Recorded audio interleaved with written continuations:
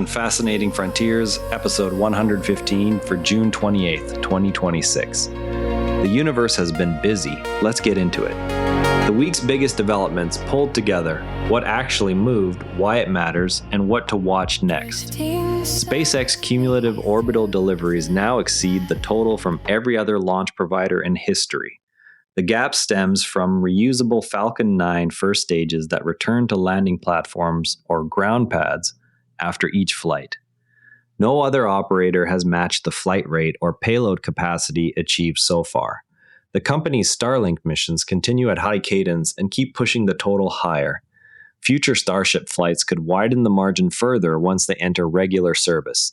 SpaceX is also preparing a disc-shaped re-entry vehicle called the Starfall capsule for a demonstration flight.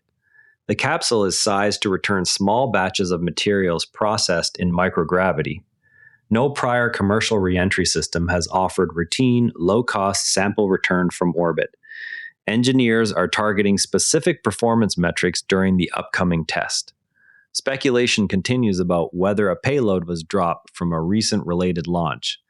Estimated splashdown timing for the Starfall demo has been discussed in tracking updates. The capsule is being included in counts of 2026 orbital launch activity, from launch dominance on Earth to what that capability might enable on another planet. Researchers have mapped the measurements needed to judge whether warming Mars is feasible. The plan focuses on releasing greenhouse gases or deploying orbital mirrors to raise surface temperatures enough for liquid water. Key unknowns include how much carbon dioxide remains trapped in the polar caps and regolith. Data from current orbiters and future landers will feed into climate models that test each scenario. The study provides a clear checklist rather than claiming success is assured. While engineers plan how to warm Mars, scientists are still debating whether life was ever there. Discussion threads are revisiting the 1976 Viking lander biology experiments that tested for metabolic activity in Martian soil.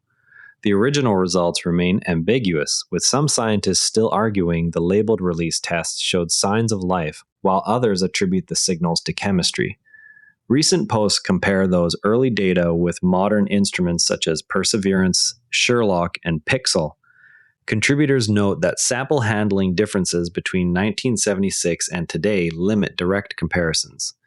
The conversation centers on what a new dedicated life detection mission would need to resolve the question. The same planet that sparks life detection debates is also revealing its deep interior history. Researchers at the University of Oxford have identified signs of enormous Earth-like magmatic systems that once existed deep beneath the Martian surface. The findings challenge the long-held view that plate tectonics are required for such complex geology. Data from orbital instruments revealed layered structures consistent with repeated episodes of large-scale melting and intrusion. These hidden systems would have shaped the planet's crust and mantle over billions of years. Follow-up studies will examine whether similar features appear in other regions of Mars. Curiosity is shifting its focus on Mount Sharp after orbital images showed texture differences in the terrain ahead. The rover will drive a short distance toward a smoother patch identified from orbit. That site may expose mineral assemblages distinct from the rougher bedrock studied recently. Onboard instruments will measure chemistry and texture to check whether the change records shifts in ancient lake or wind conditions. The next planning cycle will decide whether to pause for contact science or keep climbing toward higher strata. Mars is not the only world whose interior models may need revision. New interior models suggest Uranus and Neptune could host hot, rocky magma layers rather than the traditional water-ammonia ices. Voyager 2 flyby data from 1986 and 1989 remain the only direct measurements, leaving room for alternative compositions. Revised equations of state show that silicate mantles under high pressure and temperature could match the observed densities and magnetic fields.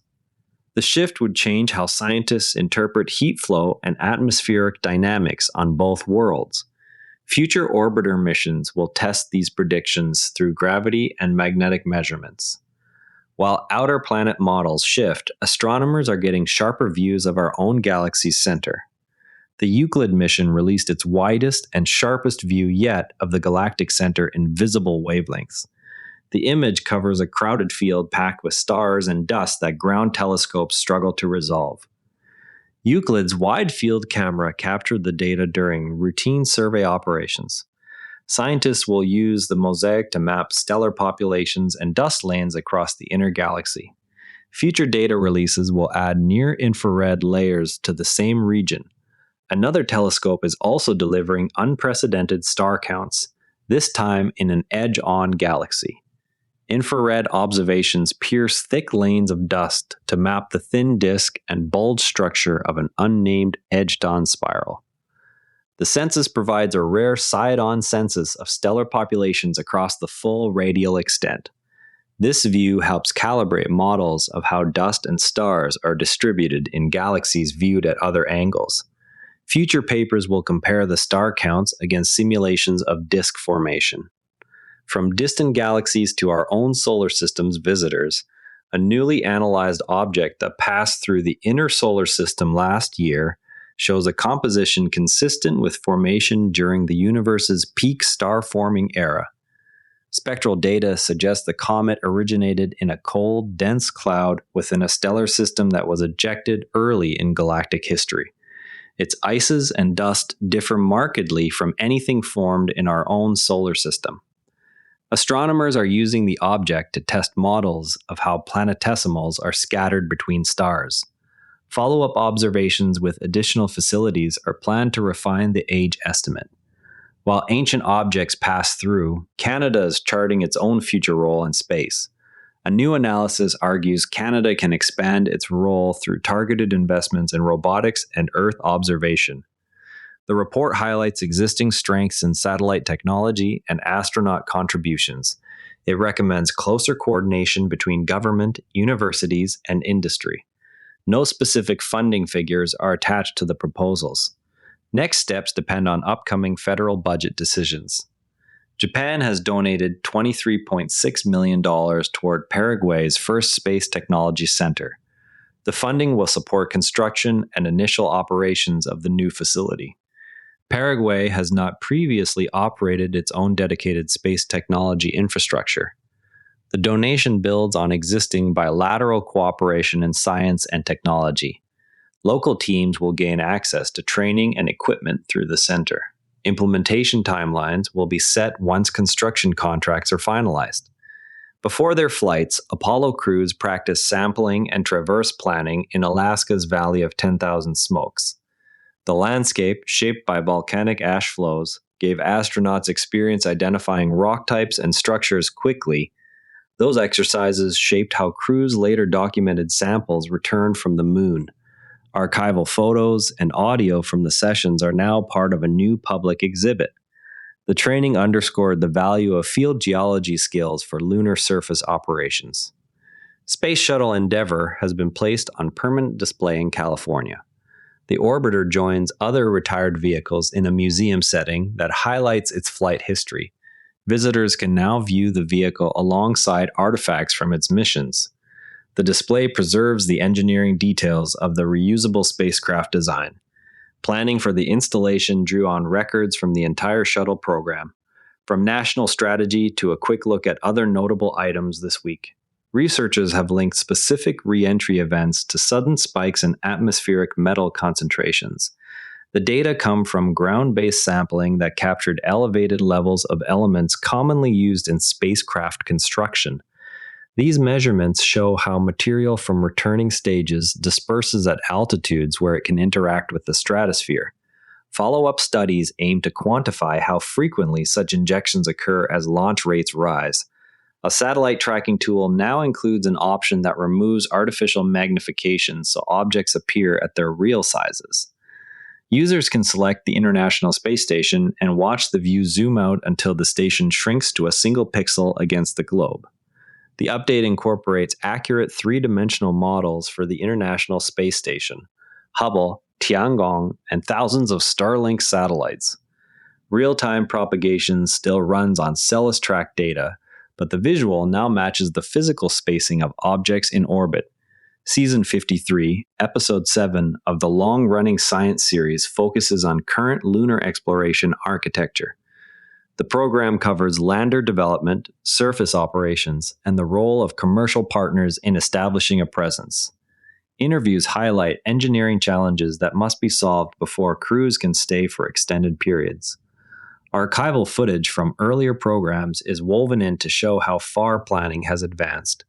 One company is exploring whether oysters could serve as biological water filters for future astronauts. The approach would use the shellfish to remove contaminants from recycled water aboard spacecraft or habitats. Laboratory tests have shown promising filtration rates under controlled conditions. Engineers are evaluating how such a system could integrate with existing life support hardware. The concept remains in early development, but could reduce reliance on chemical filters. Keep an eye on upcoming federal budget decisions that could shape Canada's next moves in robotics and Earth observation. That covers today's space and science news. Share this with a fellow space enthusiast if you found it interesting. I'm Patrick in Vancouver. See you tomorrow. And if you'd rather watch than listen, find us on YouTube at NARA Network. Links in the show notes. And before you go, this show is part of the NARA Network, a family of daily podcasts on tech, science, and markets. Each one a short, sharp briefing you can finish on the commute. If today earned its place in your feed, here's your next listen. Modern investing techniques, modern strategies for Canadian and US investors. Find every show free at neuronetwork.com. This episode used AI voice synthesis of my voice. Editorial selection and analysis are my own.